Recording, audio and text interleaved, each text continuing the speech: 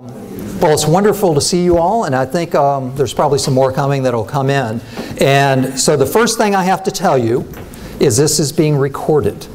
Okay, so if there's anything you don't want to hear anybody say or hear yourself say later on, you might not want to say it. But the reason we're recording this is because of we want to start changing the format, the way the meeting goes, and we're going to broadcast the flash talks that are going to be given, as well as all the other information being given out today. Now that is except for the final Q&A. So you do get your chance at me and the other associate deans at the end without it being recorded. So as I mentioned, we're going to try a new format for the faculty meetings because, quite frankly, they've been boring. And the idea is not just to give you information or talk at you, but to use the faculty meetings both in the spring and the fall as ways to start networking among each other, to start hearing what some of our new faculty, our more seasoned faculty are doing in their research projects, and to really start a more interactive meeting format. So we'll see if this works, and after it does work really well today, make sure you tell your colleagues so that we can continue it on in the fall. Now I'm going to begin with a real quick update about something that's near and dear to all of us, money. Now, as my little graphic says, it's been a wild ride the last several months with as far as budget going on, and a wild ride at UNT. We've got a new exciting legislative session going on. We've had a new president this academic year appointed. We have had a new provost, a new dean, so lots of things happening. Now, the legislative session continues. The House passed HB 1, which is the House budget bill, which you probably have all heard. It's a pretty draconian budget. It guts Medicaid, it guts public education, and it has a profound impact on higher education. Now, what looks to be the Senate bill is a little softer. There's more money in the Senate bill, and there'll be some negotiation after the Senate passes this bill as they negotiate to the final bill. I expect that we will continue to see pretty drastic cuts to Medicaid, but those have softened up quite a bit in the last couple of weeks. Public education, you're all hearing about it in the school districts that you're in. There are some pretty severe cuts being proposed right now by the school districts in response to the budgets coming out. Again, I don't think we'll be at the place in a month or so that we are right now. I think everybody's going to say, you know, we really don't want to cut 800 teachers in a particular school district, which is being discussed in school after school district. So I expect we'll see some change in that. We'll also see something happen, a little soften up in the higher education budgets. Now, in a perverse sense, UNT has come out pretty well relative in the budget process. We haven't been strong politically, so we don't have a lot of line items, and line items have been the target. So unlike our colleagues at UT, A&M, and Tech, we're not seeing a lot of our funding cut because of cuts to line items. Some of those line items and special funding will come back in, I expect, as negotiations happen. But we're going to see severe cuts at many of our colleague institutions.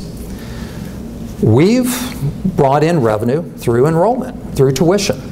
And we expect to see that continue. We're in the fastest growing metroplex in the country.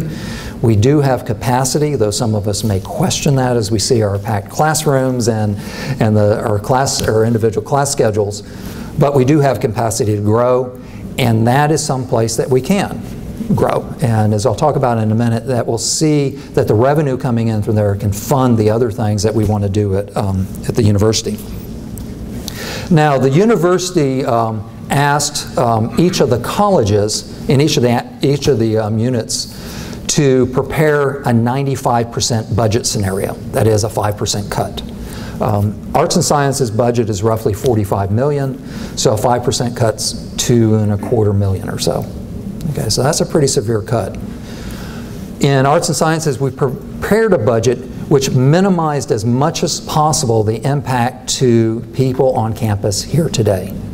So there were a few anticipated cuts to some temporary lecture positions, but that was the brunt of it. So we were able to make our 5% cut scenario primarily through freezing current searches, not fulfilling searches from people who had resigned or had gone on to other positions or retirements. And so we were able to make our cut scenario with minimum impact on people currently drawing a paycheck.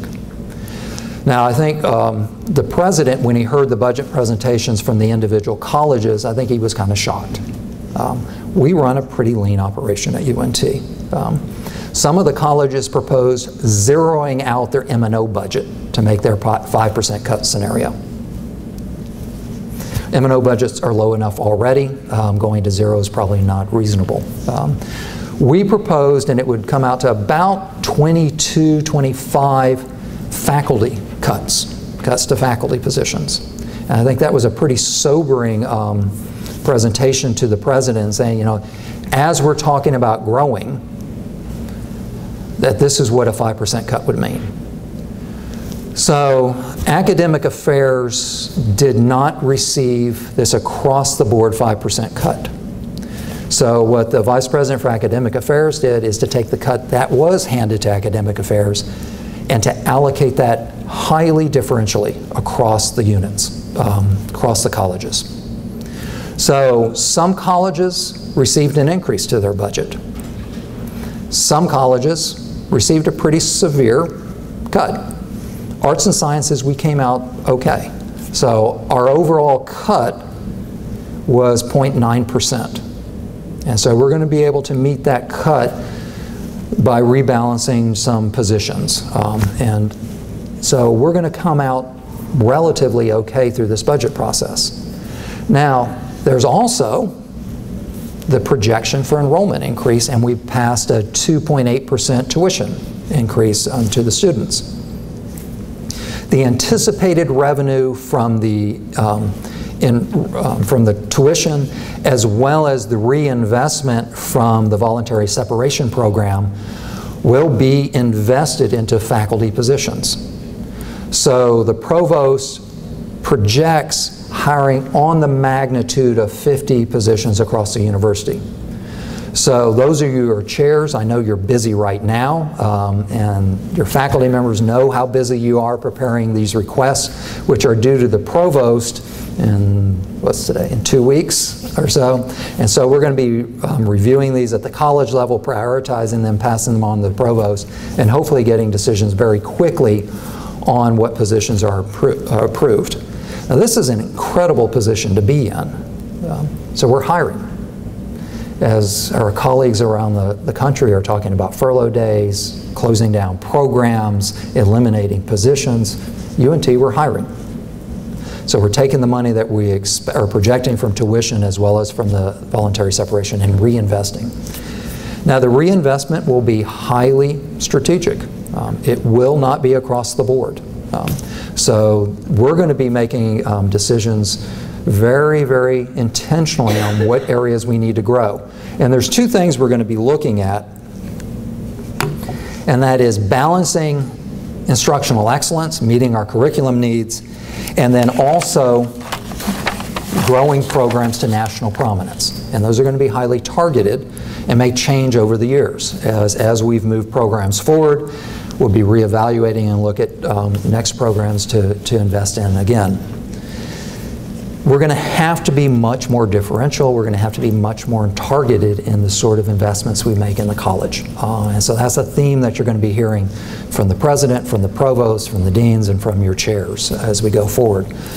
We can't move every program forward immediately to national prominence, so we're going to have to select programs to say, we're going to make significant investments and move these programs forward, as opposed to kind of lukewarm investments across the board. Now that's not to say anybody's going to be left out. It's high investments in an area, get it up to where it's running at national prominence, international prominence level, and then look for the next opportunity. So we'll be going through each year the process at the college and saying, okay, now where are we going to move forward? And as the economy and the country and the state improves, we'll have more money to make these investments. as well as continuing to hire to meet our curriculum needs. Now, I put up this little graphic to, it's going to be quite a balancing act over the next couple of years. We need the revenue from student growth to be able to fund our programs. So we're not going to be able to count on state funding. Federal funding looks kind of iffy right now. Budget being put forward by the House of Representatives is pretty lean.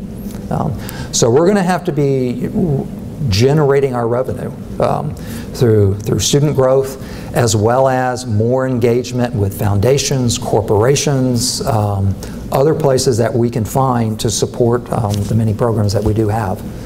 So it is going to be a balancing act. The President has projected for us to be at 45,000 students by 2016. That's roughly 4 or 5% growth a year, which is about what we've been doing previously. It's going to be tough.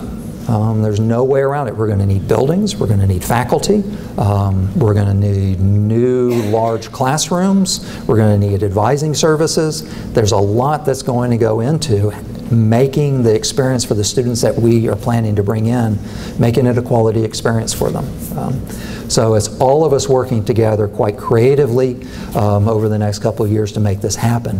But it's the way we're going to have to be to invest in the programs that we want to move forward at the university. So it's I'm not going to sugarcoat that. It's going to be a challenge. Now, if you've noticed a theme in the graphics I have is kind of the forces of nature. So there are these forces of nature out there I think we're seeing. It is an incredibly interesting time in higher education. So I encourage you all to read the Chronicle of Chronicle of Higher Education, read the publications out that your organizations, professional organizations are putting out, because the landscape is changing. The governor of Pennsylvania, for instance, proposed cutting state support to higher education by 50%. Now, that's an extreme position I'm sure he's staking out to compromise back from. 50%. So that's a pretty incredible number. The other number I found equally incredible was at Penn State, state funding is at 8% now. 8%. And they'll just move that to 4%. Amazing the level of how funding has dropped at state-supported institutions. And I think we'll continue to see this trend. We're seeing it all over the country where state legislators are pulling back from this promise to support higher education. So we're going to have to be much more entrepreneurial in supporting ourselves because I don't see the states doing it at this time. So I think we're seeing a fundamental change. Another example, the Chancellor for the University of Madison, the University of Wisconsin-Madison, has proposed going out on their own. So jettisoning all the rest of the UW system and becoming just the University of Wisconsin-Madison. Okay, pretty bold move if this goes through, and there seems to be some momentum in the Wisconsin legislature to make this happen. It starts changing the playing field pretty dramatically, and there are many other flagship universities and state systems that are proposing doing the same thing. So we'll continue to see this kind of tsunami change in higher education, and maybe, and again, one of those perverse ways, we're well situated for it. We don't have tremendous capital investments in particular programs.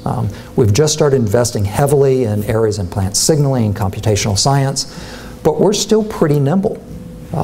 We don't have huge research enterprises that we had to suddenly pivot because that particular federal agency funding that, it doesn't have the money anymore.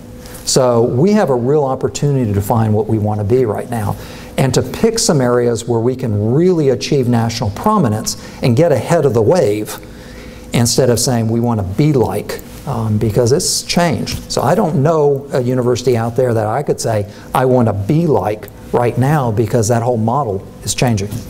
So it's